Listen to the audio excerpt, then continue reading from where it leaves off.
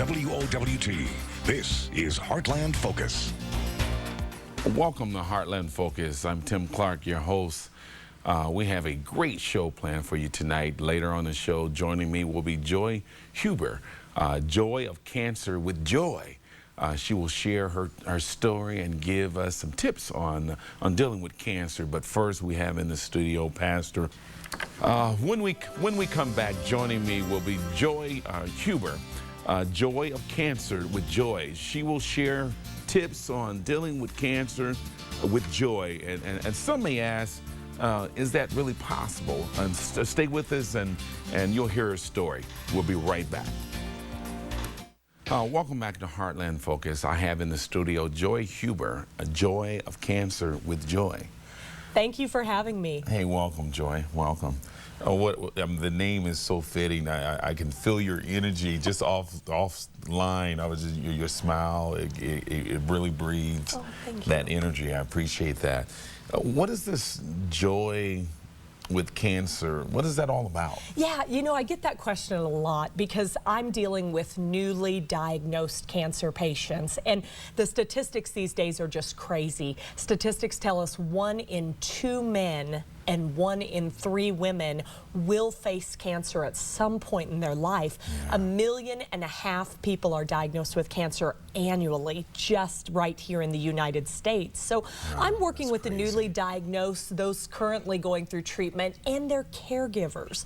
Oftentimes members of their support team reach out to me and say, can you help me? So frequently I get the question, you know, does this mean I'm supposed to be happy I have cancer? Yeah. And I always say, of course not. I've been there and I know firsthand, no one is happy they have cancer. Right. But you can have cancer and still be happy. Yeah. And so that's what this idea of facing cancer with joy is about. Well, through your story, why don't you share with our viewers a little bit about your story? Sure. And how did you find joy through finding out, you know, from your doctor you have cancer? That's a wonderful question, because I'll tell you, I was not only diagnosed with cancer, but stage 4 cancer. And as a young adult, I actually received my diagnosis March 24th, 2010. A day burned into my memory forever. At the young age of 33, I found out I had stage 4 lymphoma. So of course, when you get that diagnosis, as I said, you're definitely not feeling joy. I work with so many who are sad. And I define sad as S, scared. They're terrified of death. Yeah. A, they might be angry. They might feel some anger at why me? Why is this happening to me?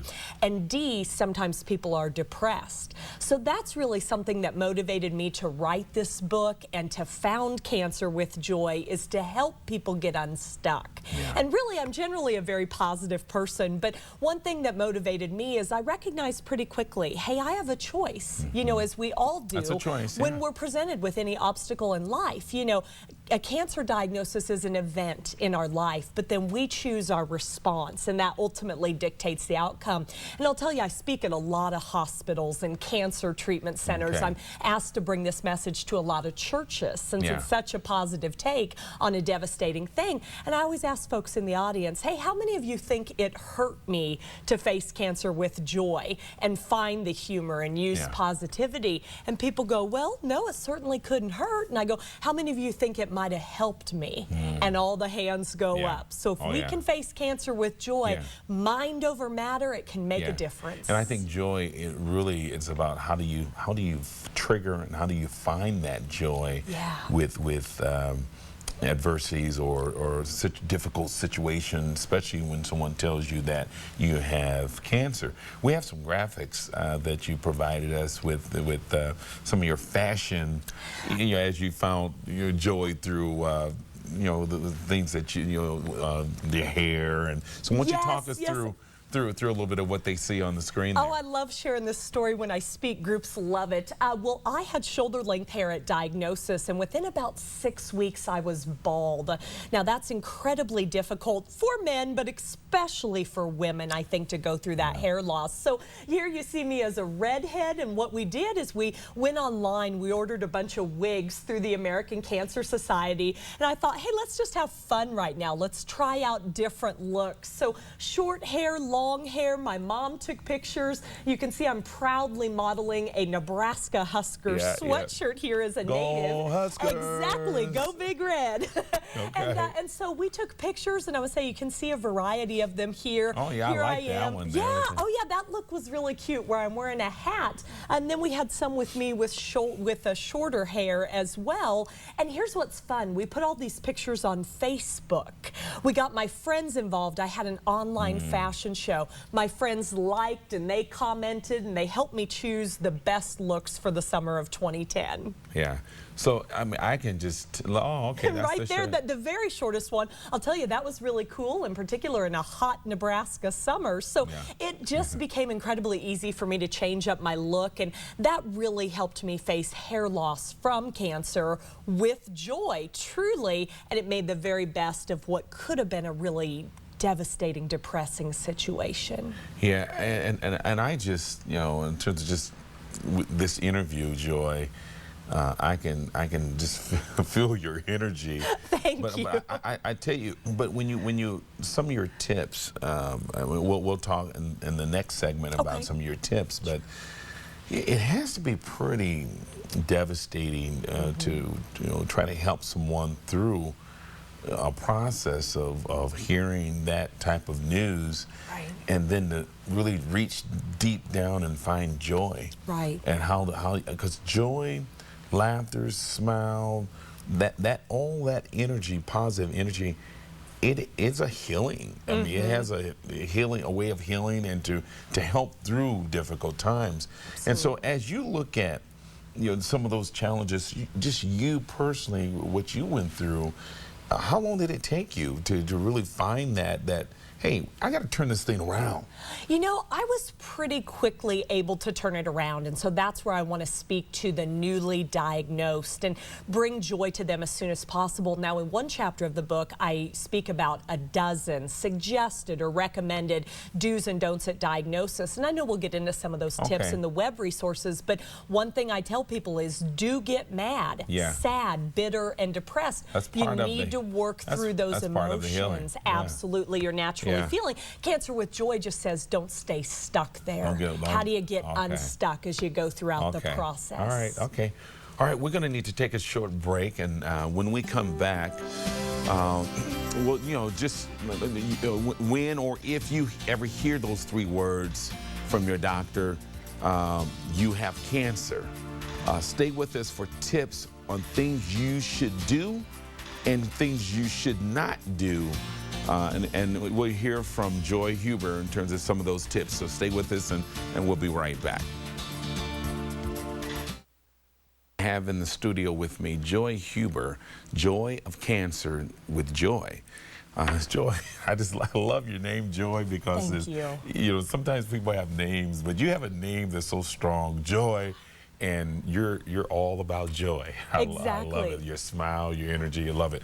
We're going to share some tips in terms of we've been talking about getting through the stage of cancer, and how do you really do that in a way that helps, that will help you more than hurt you if you find joy and figure out how to release that. And so, let's say our viewers out there, they just been given bad news. You have cancer. What's our tips? How do we help them? Sure. Well, I have a ton of tips, and in fact, the last chapter in the book, there's 25 pages of resources I found that'll save people time, energy, and money. And people can go to my website. It's just cancerwithjoy.com. And they can sign up on the right-hand side, and I'll email them more than we have time to get into today. But the number one thing I would tell you is don't go to the internet. Try to stay away from Google. And Tim, I'll tell you the reason I say this is because I did it. So I made that mistake. Here's the deal. These days, anyone can be a content provider. You know, anyone can slap up a website if they decide they have something to say about anything. So I was online Googling, and there's a lot of misinformation out there. What you do, you freak yourself out unnecessarily. That's a tough one. If you just can't stay off the internet, I hear from so many people that say, is there a good website you can give me? Cancer.net. cancer.net. Okay, right there on your screen. It's oncologist-approved information at cancer.net. Okay. It's a great resource. Okay, what's the next tip? The next tip, I would say, do figure out how you're going to keep everyone informed. Okay. I will tell you, when I announced that I had cancer on Facebook, of course, here come the comments and the private messages, and my phone is ringing. And the outpouring of support was absolutely amazing, but it was kind of overwhelming too, because I'm trying to go to all these appointments, have all these tests done. So I tell you, a great website I found is Caring Bridge, and people can go to Caring Bridge and set up for free a journal that people can go to and follow your journey, kind of like an online blog. There's a couple great things I really love about Caring Bridge. You can share photos. Also, you can set levels of privacy and security. I have everybody log in, and that creates some amazing reports, so I know who's been there. Hey, I'm sharing confidential, personal health information about my journey. A final great thing about Caring Bridge is people can leave messages of support. They can sign your guest book and encourage you throughout the journey. So it's kind of like your own little club. And it's member driven. Absolutely. I like that. It's a wonderful resource to keep everyone informed. Okay. All right. And then another tip I would say is do talk to someone who's been there. You know, your friends and family, if they haven't experienced cancer until your diagnosis, sometimes people will say, oh, I know exactly how you feel. And no, they don't. When did they experience cancer? So here's another free website for your viewers. People can sign up at Immerman Angels. And this is a group I'm proud to say I volunteer with, so it might be me calling you. They match you up one-to-one with someone very much like you. You get free cancer support, and hey, it's something caregivers can sign up for as well.